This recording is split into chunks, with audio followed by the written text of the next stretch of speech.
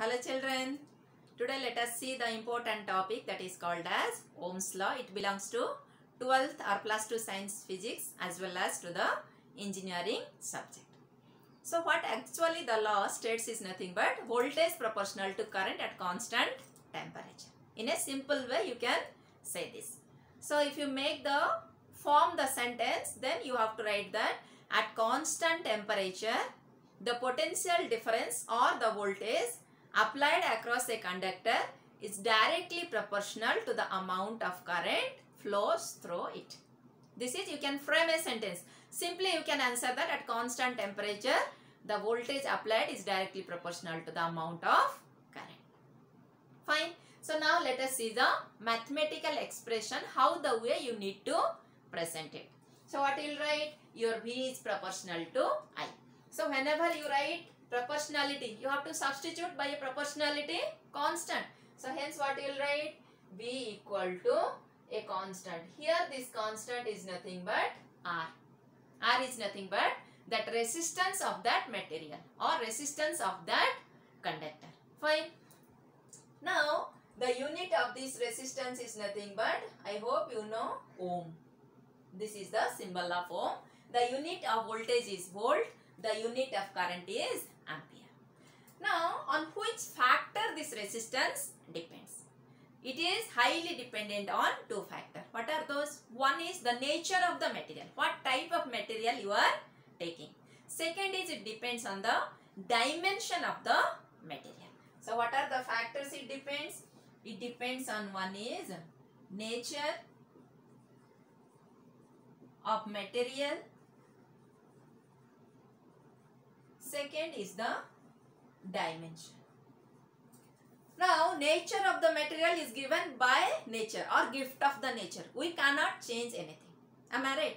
So only we can change in dimension, length and area. So your dimension means is nothing but change in length and change in area. This is area, this is your length A. Now for example, what I will do, I will make my conductor twice the length. Now what will happen to your resistance? Because that is only finally going to affect, yes or no? So for example, if my L becomes 2L. Now suppose this is initially L. Now I am attaching one more L with it.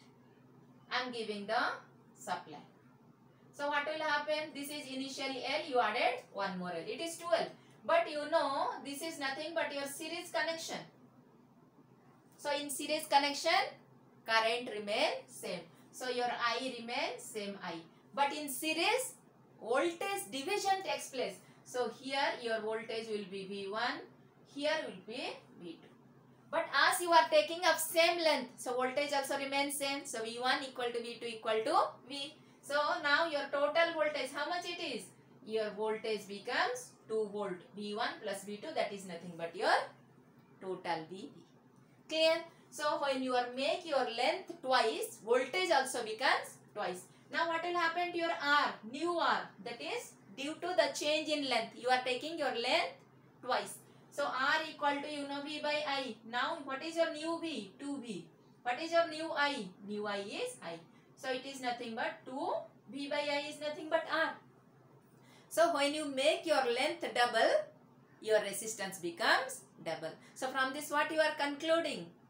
Your length is directly proportional to the resistance. Or resistance is directly proportional to length. Because it is increasing, this is also increasing. If one factor decreasing, other also decreasing, then the relation is nothing but directly proportional. So hence I will write it, from here we conclude that R proportional to L. Clear?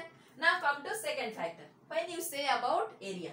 So let, what I will make, my area I will reduce by half. So imagine this is that conductor. When I am reducing it to half, I will divide it. Length remains same. I can mention length is same L. So when it is divided by 2, now you are going to apply give the supply. So when you give the supply, it is now 2 conductors. Same conductor 2. So when you apply your voltage, what will happen? This now two conductors connected in parallel. In parallel, voltage remains same, but current divides.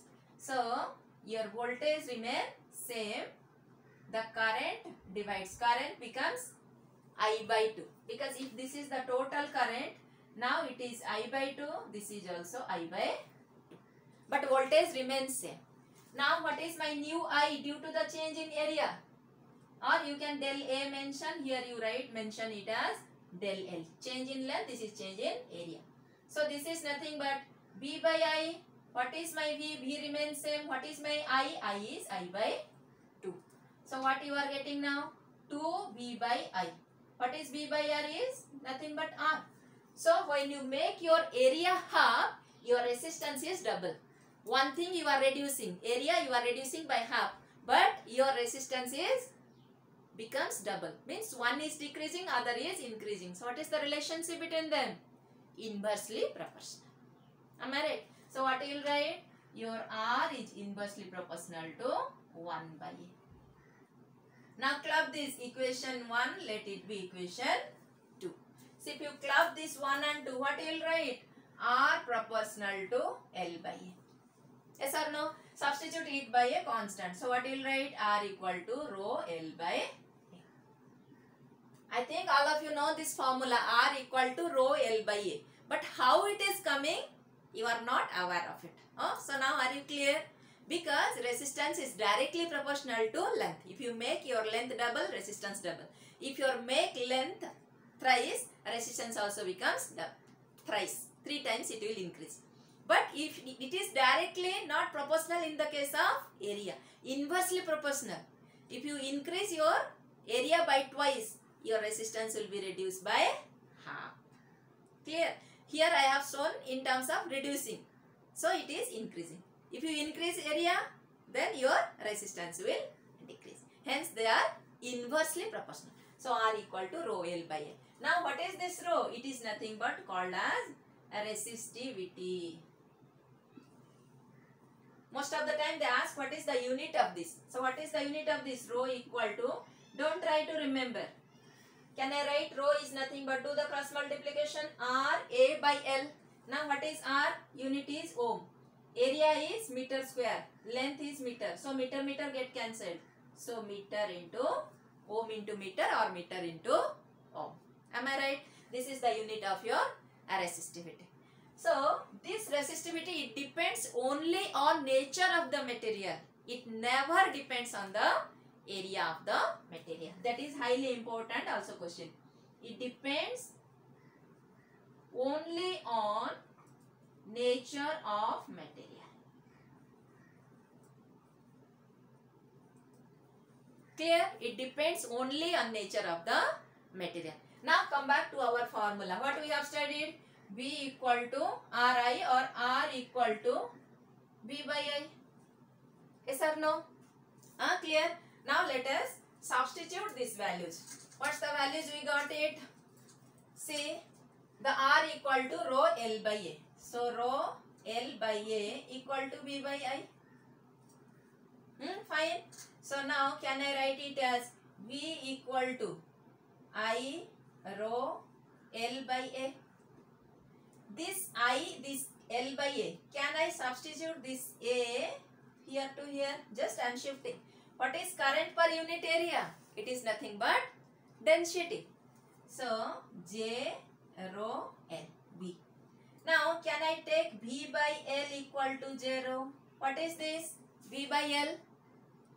V is nothing but your, I hope you know, V equal to, E equal to V by L. This is called as potential gradient. So if you substitute here, what it is now? Electric field or potential gradient. That is nothing but your J arrow. Fine. Now what is this? Resistivity. Can I take this term and divide it in the left side? Am I right? So if you divide in the left side, now E by rho J. 1 by resistivity. What it is? Conductivity. So now it is E sigma equal to J. See, from the simple Ohm's law, you got so many important relationship. From Ohm's law, you got R equal to V by I. But R is rho L by A. Then again the relationship between the electric field, or you can say it as potential gradient, and your current density and resistivity. Again the relationship between the electric field, then your conductivity and current density. These many relationships are there behind your Ohm's law. And one more important factor is your Ohm's law, there are certain limitation of it. What are those limitations?